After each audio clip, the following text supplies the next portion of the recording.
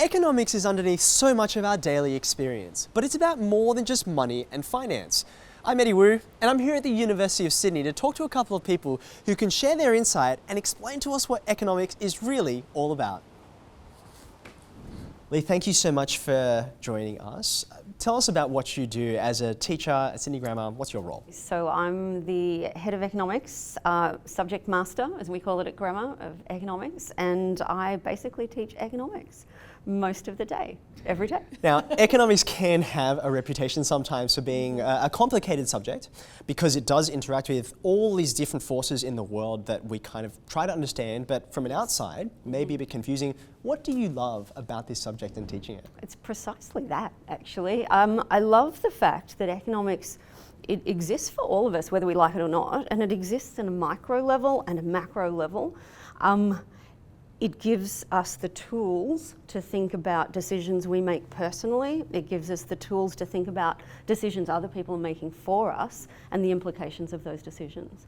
So what I love about studying economics or teaching economics is the idea that it's a subject that kids can take and apply to themselves individually, but also apply to society and vote and even watch the news and understand exactly what they're trying to be sold. Because at the end of the day, economics is power, and it really is the filter of public policy rhetoric.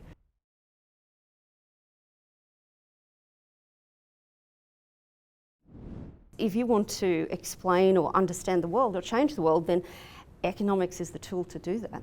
So it sounds like economics really gives us a lens for actually bringing the world into clarity and understanding some of these invisible forces. And it's great that as someone who's taught it for a long time now, you deeply understand that. But I'm thinking about some of our students who, like you, I often have people in my classes saying to me, I need some advice on choosing subjects. What would you advise someone who's perhaps in year 10 thinking about what they want to choose for year 11 and 12 and maybe they're considering economics? What advice would you give to them? Okay, so I would always say that they should study what they find interesting because the research says you'll do better. But also the 2 years will go much quicker. It's going to be a long, hard slog if you choose something you're just not interested in. But I think in terms of choosing economics, what they're going to get from choosing economics is exponentially more powerful than just 2 units in their ATAR. So what they will get is an understanding of how to think about the world, how to explain who has what and why, and what we can do with what we've got, and what we are doing with what we've got and the implications. So I think if they're at all interested in issues like environmental sustainability or inequality or global poverty or homelessness, or even so the traditional what's deemed economics is investment banking. You have this huge gamut that is covered by the Economics Syllabus. So whether or not you're going to save the world or you just want to make money, economics is actually a tool to address all of those criteria. So if you're thinking about doing economics in the HSC, then what you're going to get from economics is a subject that develops your critical thinking skills, it develops your understanding of how the world works. We tend to say how the economy works, but what we mean is how the world works. So I think that thinking about doing economics in the HSC is an awesome option, whether or not you imagine yourself in a career in economics, which is a bit difficult as we talked about, or whether or not you just want to understand what politicians are trying to sell you on a daily basis, then economics is going to tick all of those boxes.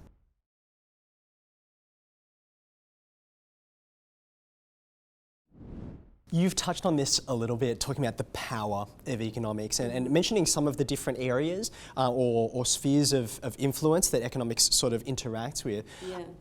From a mathematics point of view, I would say, you'd come out of 2 years learning mathematics, having an understanding of algebra, geometry, calculus. Yes. These are the sort of these big ticket concepts or ideas. I'm wondering if you could shed some light on what are some of those key concepts that are really at the core of economics that someone after 2 years of studying HSC Economics would expect to understand on the way out? In the prelim course, we give you a bunch of what we call in economics tools or theories that help explain the way the world works. So we talk about the circular flow of income, we talk about demand and supply in markets, and we give you a bunch of these tools so that we can then go and actually apply them to the real world. So after the prelim course, you will have this suite, if you like, of what is a business cycle and what is demand and supply and what does that mean?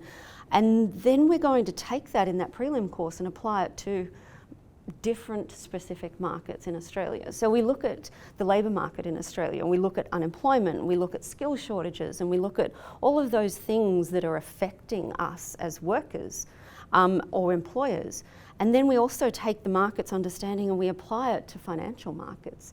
So we look at interest rates and we look at currencies and how they move and why they move.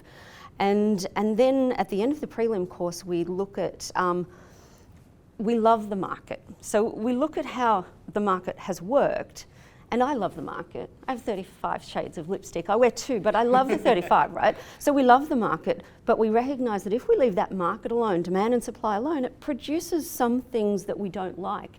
And you would be familiar, everyone would be familiar with these things: pollution and climate change and inequality and homelessness, and we end up with what we call market failure. And so the prelim course wraps up by us looking at the role of government in that market. So we don't just leave businesses and consumers alone, we step in and we try to influence the best outcome for society. And then in the HSC course, we start by looking at the global economy. So we look at globalization, and we look at global organizations like the United Nations and the G20 and APEC and ASEAN. And we look at inequality in global countries, and we look at development and all sorts of things related to the global economy, because Australia exists in this global economy now. We're not just in a vacuum. So we have to understand what's happening in world markets. It matters to us what happens in China. It matters to us what happens in the US and in the EU. So we look at that global economy. And then the second part of the course, we look at our place in that global economy. So we measure the flows of money between countries. We look at the flows of people between countries. We look at the flows of goods between countries. You know, where do the 35 lipsticks come from, right? So, and then after that, we look at issues that are caused in our economy because of the way it operates and because of that global market.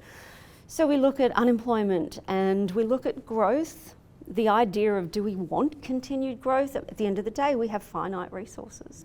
So we look at inequality, we look at environmental degradation, and then the course wraps up with the last section of the HSC course being what we can do about it. What are we doing about it? What tools have we got in our government's kit? What tools have we got in businesses' kit to address some of the issues we have? And we also, and I think this is the most important thing about the economics course, is we take it a step further and we try to assess how well we're doing those things. So how well are we managing the environment? How well are we managing inequality? How well are we managing growth? So that's the 2 years in a nutshell. So at the end of the 2 years, you come out and everything that comes across your news screen or your podcast that you're listening to, you have a deeper understanding in that macro sense. But you also have those tools in the micro sense to say, actually, what is the real cost of me going to the beach today instead of studying? The real cost is what I've given up. It might have been the studying if I'm at the beach, yeah? So you have this toolkit and an understanding of the world and decisions. I want to be a year 11 and 12 student studying economics. I'm brought right back to that moment where I'm like, I want to study all the things. Ultimately, that decision of what to study is an economic decision. And I will say this to kids in the playground. They're like, ma'am, because it's ma'am, right? I've got only 12 to 14 units. And I want to do this and I want to do that and I want to do that. And I say to them that what you've come across is the economic problem. Because Let's you've talk got about opportunity costs. Yeah, opportunity cost. The opportunity cost of you being in my economics class is that you probably gave up Italian. I apologise to the Italian teacher, right? But that's essentially the power of economics, because that is economics. You mentioned briefly before about the dynamic between business and consumers, and this raises for me an obvious question around the fact that if I'm going into year 11 and 12, several of the choices are quite adjacent to each other, and I'm particularly thinking about business studies and economics. I wonder if you can help me understand what are the distinctions between those. Obviously there's some overlap and interaction, but could you help us get a better grip on that? Two things I will say about that. And the first thing is that never underestimate the power of that overlap. So economics, because it does branch many disciplines, you will find that the economics syllabus overlaps with the geography syllabus, overlaps with the business syllabus, overlaps with the maths syllabus. And so never underestimate the power of that, because I think that actually if more students knew that, that would be an awesome thing to know. But the second part is the difference between economics and business studies. My elevator pitch difference is this. In business studies, you understand or you learn how a firm makes a profit. So you learn about financial operations, marketing, human resources, aspects of a firm and how they make a profit. In economics, you get a much bigger picture, not just about how a firm makes a profit, but actually the environment that that firm is operating in and the implications of that firm's operations. So, and to be specific about like the difference, you'll find in the business studies syllabus, there's a dot point that says, okay, exchange rates are a thing, and the business cycle is a thing, and businesses need to be aware of those things. In economics, we'll spend several weeks on what moves exchange rates, what effects exchange rate movements have. We spend a long time on understanding what moves an economy through the business cycle. So you're not just understanding that, oh yeah, that's a thing that a business needs to know about. You actually understand those things. So the difference in economics is, look, it's probably a bigger ask because you're asked to critically think about those things. And I think that that's why it's more like chocolate for the brain than some other subjects.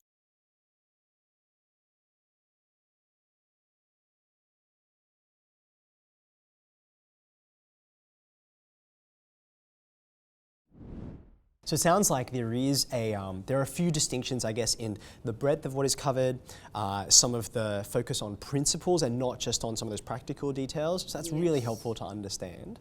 I'm wondering as well, you know, we think about if someone was choosing their subjects in year 11 and 12 and they might say, oh, I know I'm interested in studying chemistry because from K through 10, I had this experience of science and I loved it. Or a similar thing for music or for English.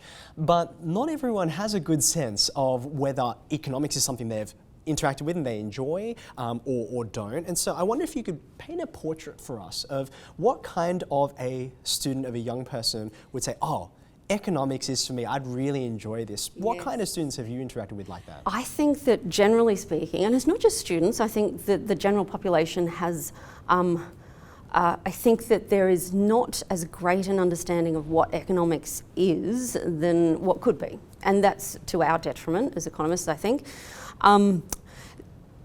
So I think the understanding that economics is that broader picture of who gets what and why, and people interact with the economy every day and people make economic decisions every day. I think that if they knew that, they would understand better that, yeah, look, economics is for me. You can totally look at a student who, and I don't want to use the word woke, but I'm going to use the word woke, right? Anyone who has an opinion about Donald Trump, about Brexit, about Australian politics, anyone who turns on the news and says, oh, immigration this or immigration that, or anyone who has a strong opinion about those things, they have to study economics. They have to, because they need to learn to either justify that opinion or challenge that opinion. But even beyond those people who just feel passionate about, if you're passionate about the environment, you need to understand economics, because economics goes beyond just measuring the issues with the environment, but provides tools to actually help rectify those issues. And that goes not just for the environment, but for a whole bunch of other social issues. So any student that has, I guess, a feeling about those issues that we face globally or domestically here in Australia, they really should study economics to help understand those issues and help I guess, address those issues, because that's what economics does. It has the power to address those issues. But I'm going to go a step further, right? I think that democracy functions better when we all have some understanding of economics, because economics is the tool by which we filter political rhetoric. And we all get faced with political rhetoric, and everyone in this room, everyone in every room in Australia eventually, some sooner rather than later, will have to vote. And you, I guess, exercise that vote better if you understand those policies that they're banding around or throwing in your face. So who should study economics? Yeah, I'm going to say everyone, but particularly those people that feel passionate about global and domestic issues. Students who I think would get a lot out of the HSC Economics course. I wonder if you could finish us off with a last note of encouragement, thinking about all those students who are weighing up all their very many options, and they can't study everything, but they see, you know, economics as a really compelling option, and they're also thinking about their options after school and trying to go through that decision-making process. It can feel like a lot of pressure sometimes too, because of sometimes the implications that our choices, our pattern of study may have on what opportunities that we do post-school. I wonder if you have any final notes for someone in that position. Yeah, look, I understand it's a big decision. Never believe, though, that decision in year 11 and 12 locks you into anything. In fact, what you want out of your decisions for subjects in 11 and 12 is the learning of skills, and those skills are critical thinking and analysis. And so more important than specific subjects is what you're getting in terms of skills, and economics does provide that for you. It provides that background that you can apply to any career, and it provides that background that you can apply to any study of any discipline afterwards. So I would totally encourage people to look to economics as a way to understand life and further study in any discipline. And I have students who, they're very science-ish, and they've gone off and they do science and economics and data science and economics and psychology and science. So understand firstly that economics is a really broad subject that provides those deeper skills.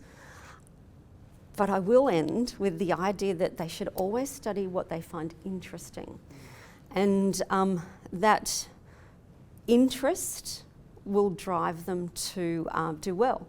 And I think that economics is a commitment subject because you're surrounded with it, not just when you walk into the economics classroom, but when you walk out of the economics classroom. So that commitment, I find in my students, it becomes a voluntary thing because they love to read through what's on the news with the lens that we learn in class. So there is that. They should learn what they're interested in, and it doesn't necessarily follow that they know. You know, when someone's 16 or 17, they may not know what they want to do later on. Economics provides an awesome understanding and skill set for them to apply to any career, even if that career hasn't yet been invented, which it probably hasn't. Who knows what these kids are going to end up doing? I mean, in all honesty, who knows what we'll end up doing in 5-10 years' time? But economics is actually a foolproof, time-proof skill set.